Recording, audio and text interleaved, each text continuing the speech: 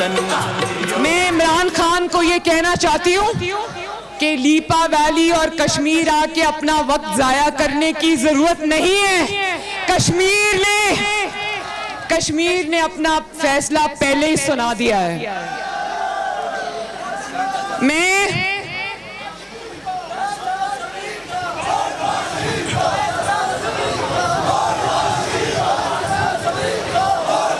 ये जो आपने नारा लगाया ना, फैसला ज़मीर का, वोट नवाज शरीफ का, तो मुझे उससे याद आ गया कि गिलगित बल्तिस्तान और कश्मीर के इलेक्शंस में तारीखी तौर पे ये कहा जाता है कि क्योंकि गिलगित बल्तिस्तान और आज़ाद कश्मीर के लोगों को पाकिस्तान की वफाकी हुकूमत से कुछ माली फवाइद की ज़रूरत होती है, तो इसलिए जो हुकूमत वक्त होती है वोट उसको दिया जाता है। तो कश्मीरियों एक मिनट,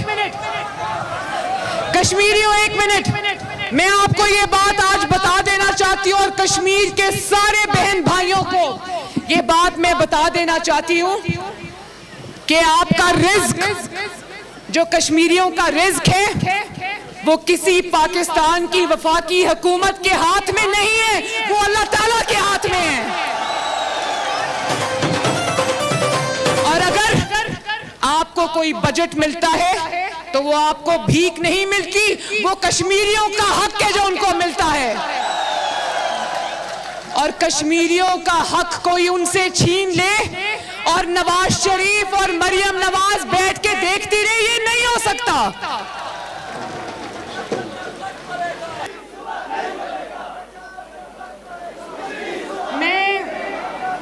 मैं राजा फारूक हैदर साहब को रास्ते में ये बात कह रही थी। मैंने कहा कि मैं कश्मीरियों का और आपका खुसूसी तौर पर शुक्रिया अदा करना चाहती हूँ कि आपने मुझे कश्मीर में पार्टी की कैंपेन चलाने की दावत दी। तो मुझे आवाज़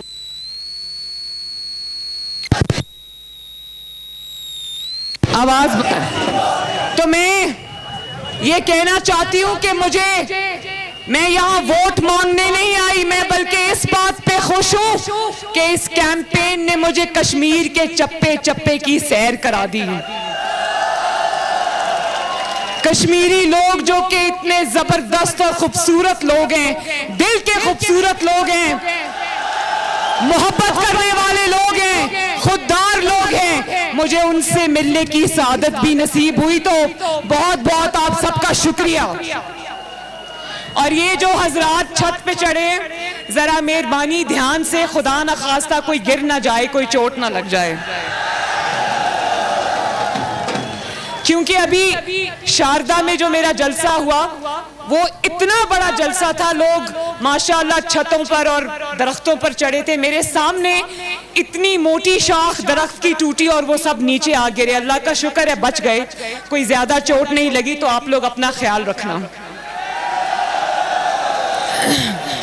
एक और बात मैं आपको कहना चाहती हूँ, और वो ये कि जब मैं नीलम वैली और लीपा वैली में दाखिल हुई तो जगह जगह मुझे पाक फौज के जवान नजर आए जो दुश्मन से हमारी हिफाजत करते हैं।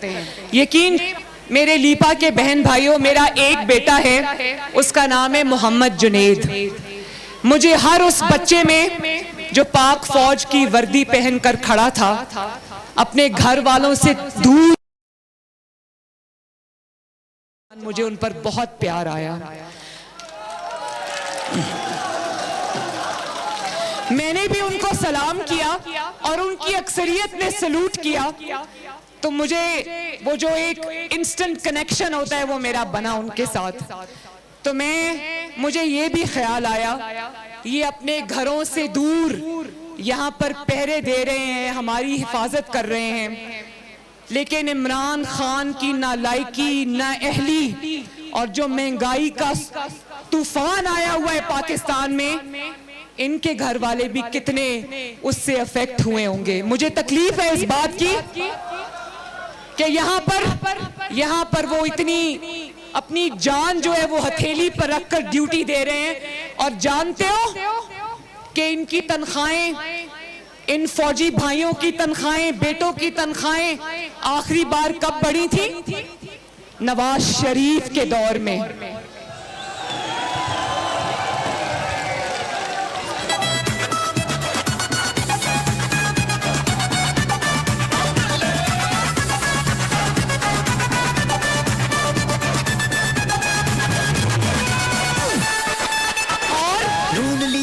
और कई लोग अपने जाती मफाद के लिए नवाज शरीफ के खिलाफ प्रोपेगेंडा करते हैं कि शायद नवाज शरीफ फौज के इदारे का मुखालिफ है। तो शर्म आनी चाहिए उन लोगों पर। अगर फौज का जब जब भी बजट बढ़ा, फौजी जवानों की जब जब भी तनख्वाहें बढ़ी, तो नवाज शरीफ के दौर में बढ़ी।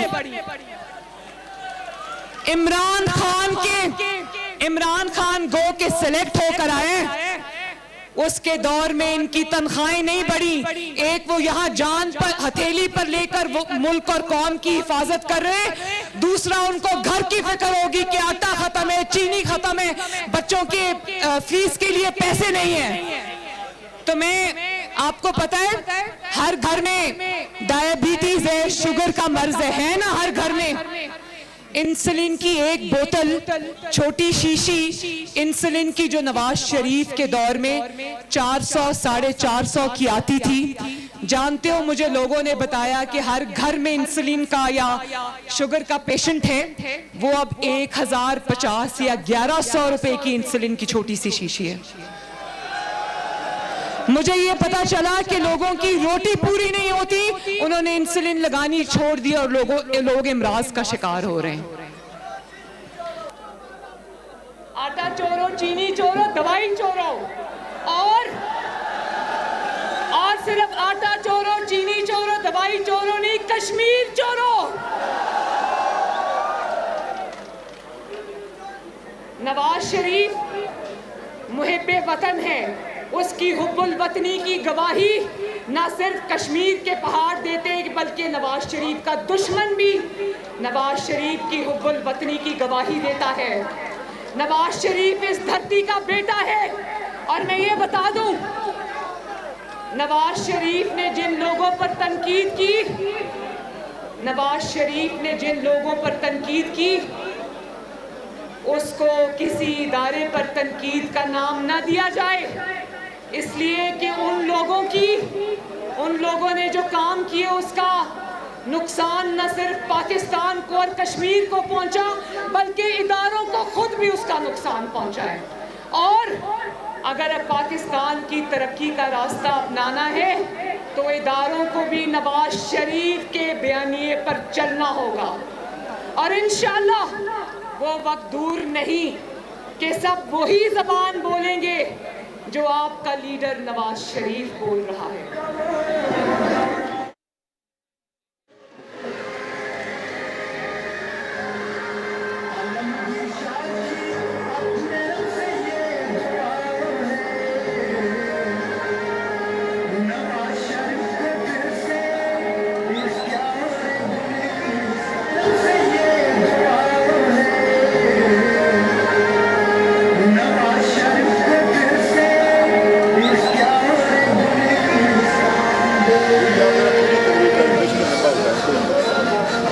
अच्छा, और इमरान खान सुना है यहाँ पर वोट मांगने के लिए आ रहा है, उससे पूछना कश्मीरियों, उसके सरकारी जलसों में जाना और उससे पूछना कि तुमने इन 3 सालों में पाकिस्तान की तरक्की को रिवर्स गियर लगा दिया है, तो क्या अब राजा फारूक हैदर साहब की लीडरशिप में जो कश्मीर में तरक्की हुई, क्या तुम उसको भी रिवर्स गियर लगाने आ रहे हो?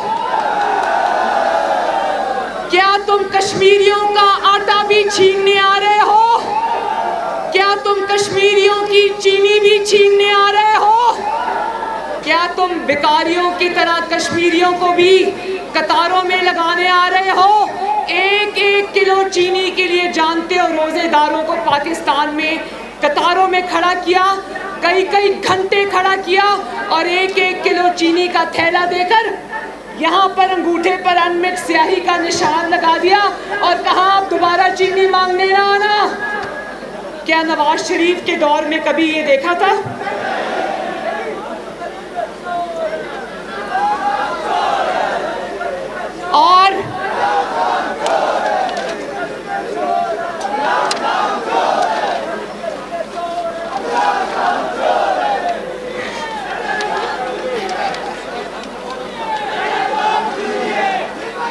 और ये भी बता दूं लीपा वालों, ये भी बता दूं, और एक बात मत भूलना लीपा वालों, कश्मीर वालों, मेरी एक बात मत भूलना, एक जमात ऐसी भी है जो खिदमत करने की बजाय, अवाम से रुजू करने की बजाय, उनके मसाइल हल करने की बजाय वो वोट चोरी करने के माहिर हैं। क्या नाम है उस जमात का? क्या नाम है उस जमात का?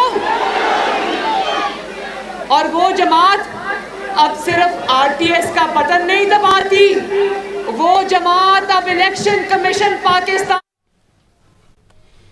गुजरांवाला से आपको खबर थी तो अलीबाद में करंट लगने